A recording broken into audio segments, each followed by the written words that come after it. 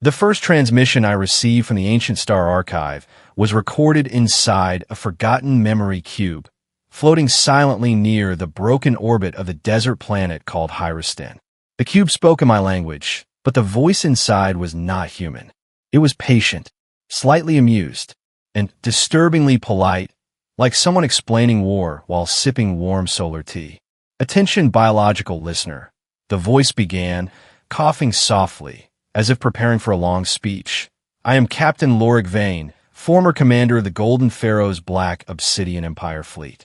If you're listening, then either we won, we lost, or someone found my ridiculous diary hidden inside the war archive and pressed play." A short metallic laugh echoed. "I hope it is the third option. I hated war reports. Too many numbers. Too little poetry." The transmission flickered, and I heard the wind. Yes, wind. Impossible wind. Because the recording came from space. Then the narrator continued. "Our empire did not rise from glory. No, that would be too heroic for our history. The Golden Pharaoh was actually very annoyed when he discovered humanity." Another pause. Humans smelled like burnt sugar and stubborn optimism. I adjusted my translator core. I was an observer class alien historian, born in the floating cities of the Lintheran Nebula. My species collected stories instead of minerals. Stories were heavier than gold when traded across dying stars. The voice spoke again. "We met them on the desert moon, called Tharix Prime. The humans arrived first, planting metal flags like children sticking toothpicks in a cake. I remember the night of first contact. Not because I was there, but because the archive played the scene like theater. The sandstorms of the Tharix Prime sang like broken violins. Human soldiers stood in dusty armor, helmets reflecting twin suns. Their commander was a woman named Sarah Chinn. She had bright, tired eyes and carried a weapon that looked uncomfortable to hold, like a metal snake pretending to be a rifle. Beside her stood a man named Rook Talon, chewing something orange and pretending the war was boring. "Are they going to shoot us first?" Rook whispered. Sarah answered without looking at him. "If they wanted to shoot us, they would have done it 5 minutes ago." From the black horizon, the Golden Pharaoh arrived. Not walking, floating. The Pharaoh wore armor shaped like silent night metal, reflecting desert lightning like frozen music. His crown held 7 dark suns that did not shine but absorbed light like hungry secrets. The Pharaoh spoke through the sand wind. "Small mammals with explosive habits," he said calmly. "State your purpose or leave before I become emotionally irritated." Rook whispered again. "I don't like him." Sarah replied. "He looks like a rich librarian who owns the galaxy but still charges late fees." The Pharaoh tilted his head slightly. "I heard that." Sarah sighed. "Yes, you were supposed to." Silence fell between species. Then something strange happened. Human soldiers started laughing. Not nervous laughter. Not heroic battle laughter. Real laughter. The kind people make when death stands politely behind them and waits for the conversation to finish. The Pharaoh was confused. "You're not afraid?" Sarah answered, "Sir, we are humans. We are always afraid. We just find it inconvenient to show it when someone is watching." The Pharaoh processed this. The Obsidian Empire's doctrine said fear was weakness. Human doctrine said fear was breakfast, but bravery was dessert after complaining loudly. The Pharaoh spoke again. "Why have you landed on my planet?" Sarah stepped forward. "We heard this desert has old technology buried under it. We want to trade knowledge, not bullets." The Pharaoh laughed. Not sarcastically, not kindly, like someone hearing a joke so strange that it becomes philosophy. "You want knowledge from a civilization that conquered 900 suns and still owes taxes to gravity itself." "Yes," Sarah said. The Pharaoh turned slowly toward the human soldiers. "Humans are strange," he said. "They fight wars wearing shoes that squeak in tactical silence." Rook shouted from behind Sarah, "Hey, my boots are military grade." The Pharaoh continued talking as if Rook did not exist. "When humans arrived, my advisors predicted extinction of one species within 40 planetary rotations." Sarah raised one eyebrow. "And which species was that?" The Pharaoh answered, "I was told it would be you." Another silence. Wind carried sand like forgotten prayers. Then Sarah said, very politely, "Sir, I would like to inform you that humans are extremely difficult to exterminate because we reproduce during bad decisions." Somewhere behind the pharaoh, an obsidian soldier made a choking sound that might have been suppressed laughter. The pharaoh spoke quietly. "You were joking during negotiation." "Yes," Sarah said. "Why?" "Because if we're going to die, I prefer dying while being annoying." The pharaoh stood still for a long moment. Then he spoke to his commanders. "Bring them inside the Black Obsidian Citadel." Rook whispered, "I think we just got adopted by a tyrannical desert god." Sarah replied, "Stop talking. They might charge us emotional rent." Inside the citadel, human and alien technologies stared at each other like two cats meeting inside a library. The Golden Pharaoh watched Sarah while drinking something that glowed purple and smelled like forgotten thunder. "You humans," the Pharaoh said, "are statistically impossible." Sarah answered, "Thank you. We practice." The Pharaoh leaned closer. "If you were afraid, you would attack." "Yes." "If you were arrogant, you would attack." "Yes." "If you were stupid, you would attack." Sarah smiled. "So you are waiting for the category we belong to?" The Pharaoh paused. "I'm afraid it is the category called interesting." Outside, the desert wind stopped. Because human laughter had begun spreading inside the Black Obsidian Empire like warm sunlight inside cold steel cities. And somewhere in the Silent Star Ocean, something older than war opened one tired eye.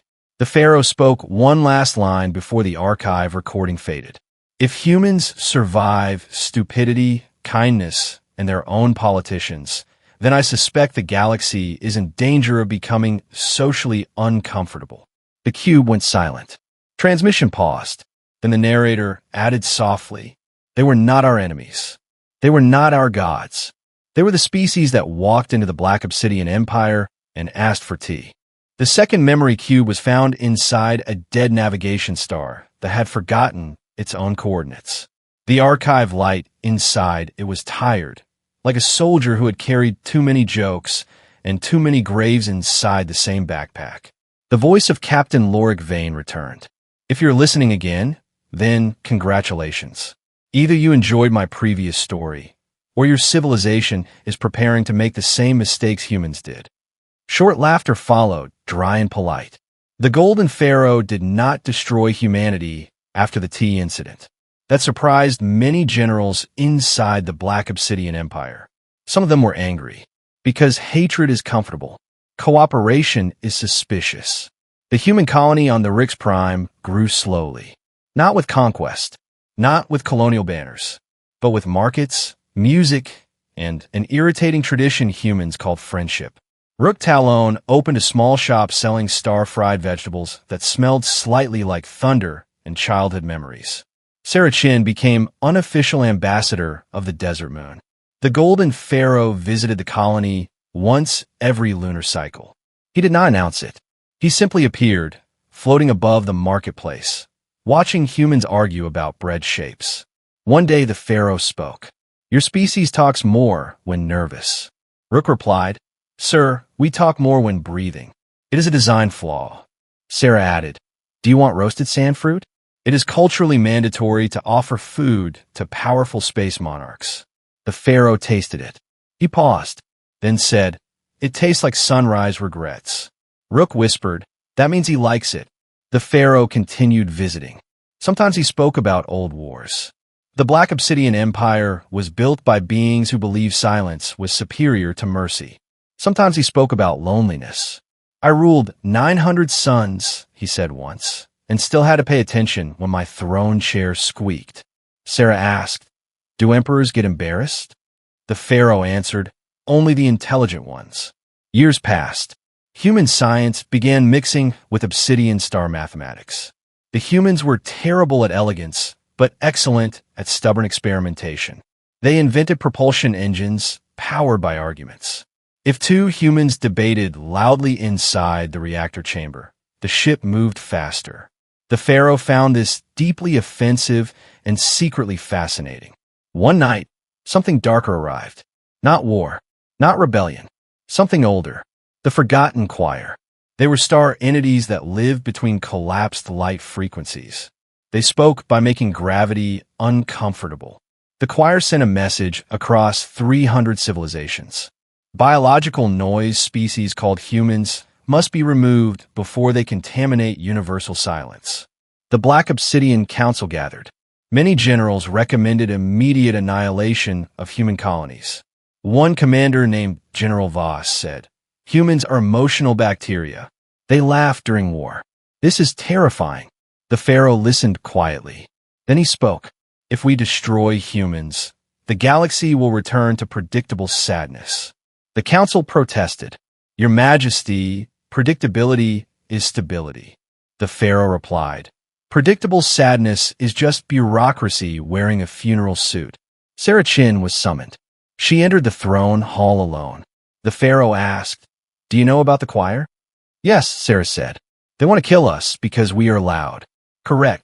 Do you intend to help them?" The pharaoh waited long enough for the desert wind to finish one complete philosophical argument with itself. Then he said no. Sarah nodded. "Good. Because humans are bad at dying quietly." The pharaoh spoke again. "If war comes, your species will not survive without Obsidian Fleet protection." Sarah smiled politely.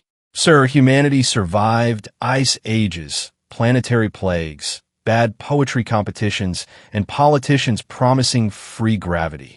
The pharaoh asked softly, "What do you want in exchange for protection?"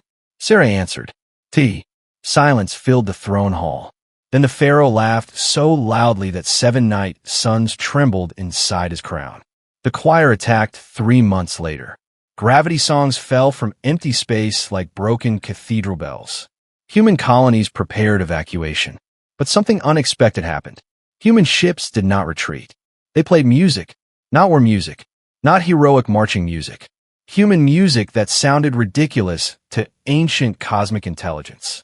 Children's laughter recordings were broadcast into vacuum. Rook Talon spoke on open frequency. "Hey, giant invisible choir people. We are humans. We are annoying. If you kill us, we will probably become ghosts that complain loudly forever." Sarah added, "Also, we are bad at staying dead when we are angry." The Black Obsidian Fleet formed a protective shell around Tharix Prime. Golden Pharaoh stood at the center of the defense formation.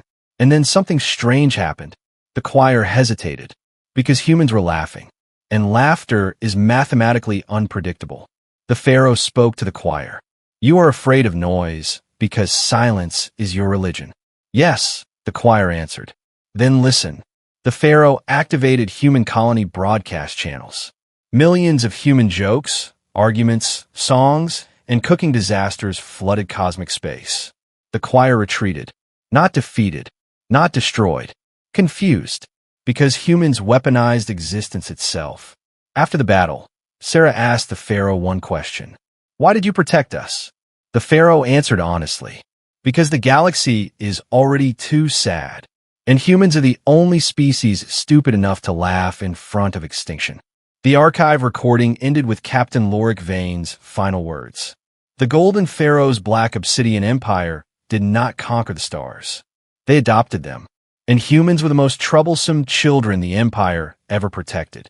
If you are human and listening to this, please remember, the galaxy is not afraid of your weapons. It is afraid of your laughter. End of story.